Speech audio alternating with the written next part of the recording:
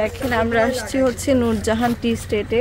এই টি স্টেটটার বিশেষত্ব হচ্ছে যেটা আপনি দেখেন, এই সামনের এই পাশে হচ্ছে উঁচু টিলা, এই পাশে উঁচু টিলা, হ্যাঁ, এবং দুটো পাশ দিয়ে হচ্ছে চা বাগান, আর এই যে মাঝখান দিয়ে রাস্তা।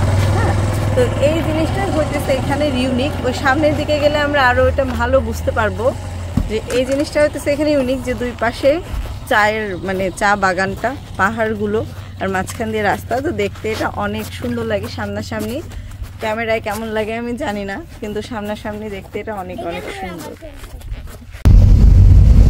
দর্শক, আমরা এখন যাচ্ছি নূরজাহান টি এস্টেটের মধ্য দিয়ে। নূরজাহান টি এস্টেটটি এখান থেকে শুরু হয়েছে।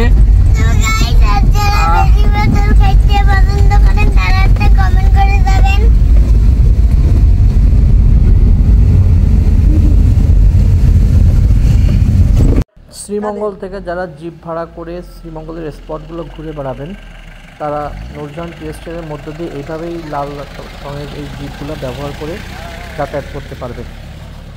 আর নূরজাহান টি এস্টেটটা আসলে এত সুন্দর যে এখানে আপনি কত সময় ধরে থাকবেন সেটা আপনি কোনোভাবেই বুঝতে পারবেন না যে আপনার সময়টা কিভাবে চলে যাবে। আসলে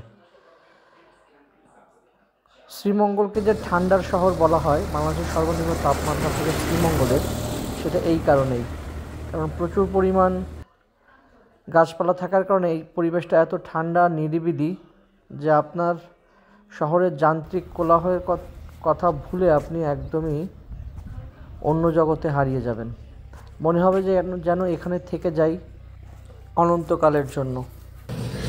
তুমি এই রোদের মতো, আমি তোমায় মাগছি গো, তুমি এই মেঘের মতো বৃষ্টির আশায়।